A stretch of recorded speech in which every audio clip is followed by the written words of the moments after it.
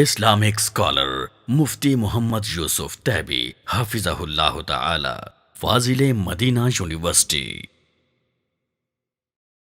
بسم اللہ الرحمن الرحیم۔ کون سا حج افضل ہوتا ہے؟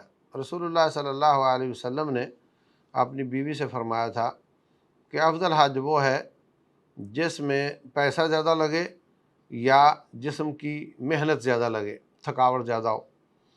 تو باہر صورت اگر آپ پیسہ کم لگائیں گے تو سارے سفر پیدل کریں گے، یہ ہوٹل آپ کا دور ہوگا تو آپ کو جسمانی تکلیف زیادہ ہوگی، اور اگر آپ زیادہ پیسہ خرچ کر کے سہولتیں حاصل کریں گے تو آپ کو مالی تکلف زیادہ ہوگا، تو باہر صورت ان دونوں شکلوں میں وہ افضل ہوگا۔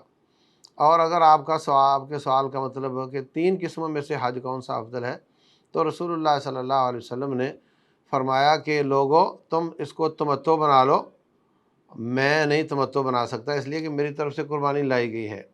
اگر مجھے علم ہوتا کہ اللہ تعالیٰ نے اچانک یہ فیصلہ فرما دینا ہے کہ جو شخص قربانی لے کر آیا اس کے علاوہ سب احرام کھول دو اور تمتع کرو، تو میں بھی قربانی نہ لے کر آتا اور میں بھی اسی طرح احرام کھول دیتا جیسے آپ نے کھولا ہے، لیکن اب میری مجبوری ہے، میں قربانی لے کر آیا ہوں۔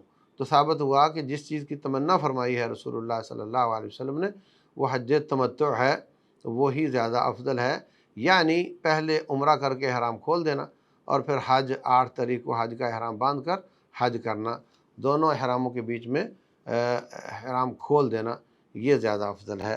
واللہ تعالی اعلم۔